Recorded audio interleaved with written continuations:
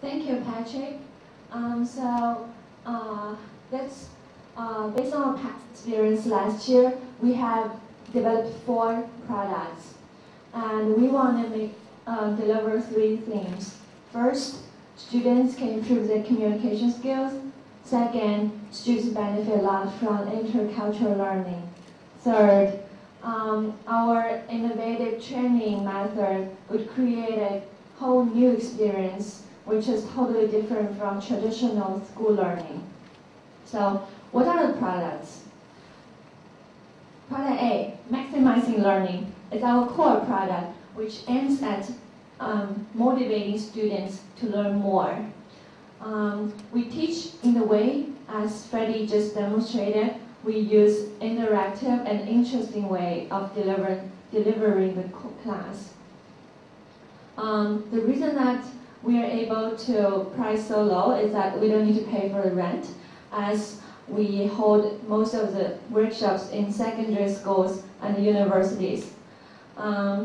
Also, we fix on Form 3 and Form 4 students as they are experiencing such an important transitional period in their life. Next product is small group learning.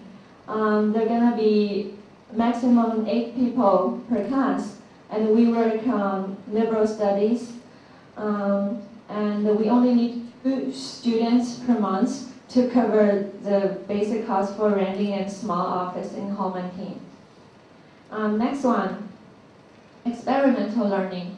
It's not our core product, as our trainer gonna work in our partner's school, but we're gonna test out our new teaching method in that workshop, and we will work on cultural issues mainly to see how the students gonna react. Next one, summer conference. We're gonna further reduce the cost by involving more students in one conference. And for those participants, they will be just finishing up primary school. We believe that we will prepare them mentally for this transition period. Not only about the switching of teaching language in school, but also about to develop a right attitude to start a new life in secondary school. That's all about product.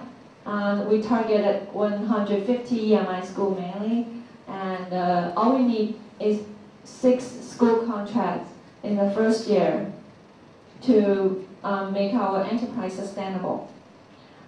We direct approach to schools, and we contact parent-student associations and do other kinds of promotions as well. Next one is our minimum sales target.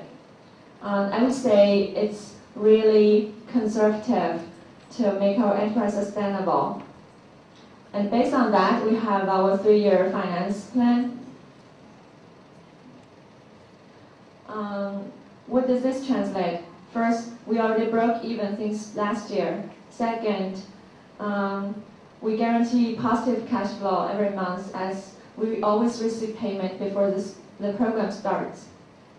And third, we are able to make a profit out of this program to make our enterprise sustainable.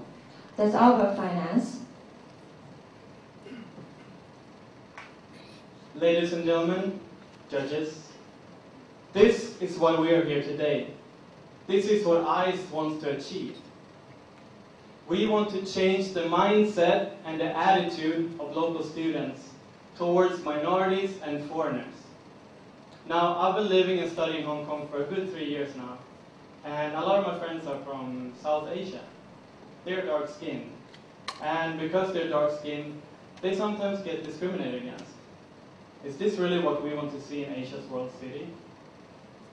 ICE also wants to provide job opportunities for minorities.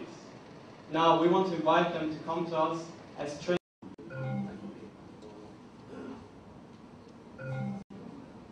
Most of them don't have any interaction with foreigners, or they don't have any educational system that really embraces this type of learning by educational learning. and learning through intercultural experiences. And this is where ICE wants to come in and change. We also provide workshops in English, which enable students to practice and improve their English proficiency. And with the revenue that we make, we want to create a scholarship program where minorities children can go to university to study, and also invest in different community projects so we can, together with students, create a better future.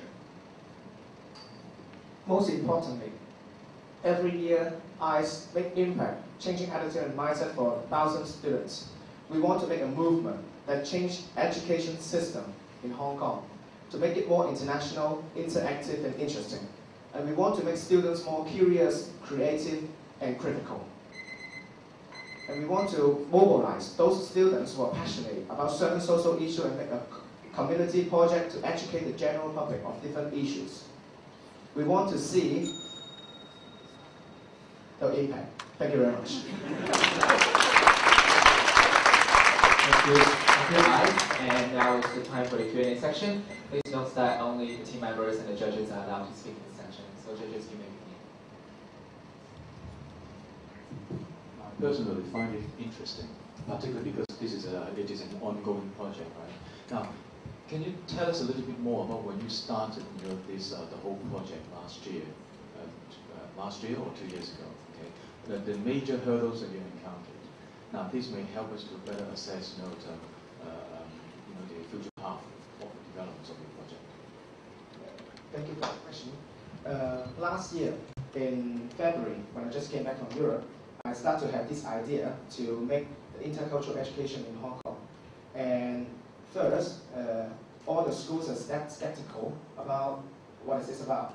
Can you improve my children's academic result?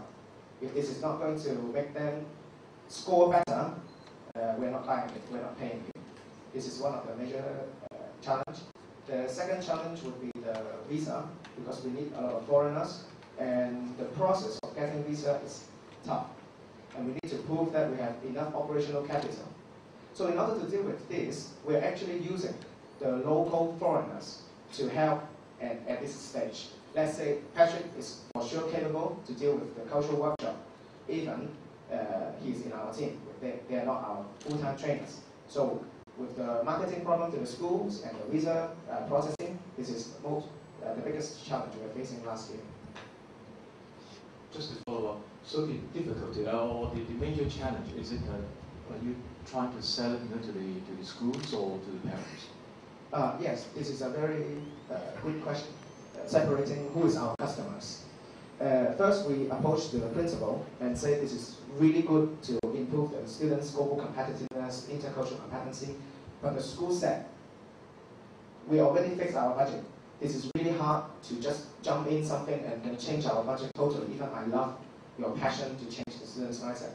So the principal organized a talk with around 200 parents that they want to have some kind of value-added education after school. Then we make our presentation and then make our application right after the presentation. Then we get enough parents who enroll in our class, and it comes our second workshop that we operate for 4 days later. So you're still using schools as the entrance point? For our product A, yes. This is a school-based or institute-based training. Also, we are partnering with different education institutes. They provide students and the venue. We provide the content and the trainers. We cooperate each other and separate the profit. This is our product C, about ICE experiment learning. And so far, with the challenge of the school budget fixing and the visa problem, we are putting a lot of effort to make sure we have enough courses for other centers, but using our content and to solve the cash flow problem.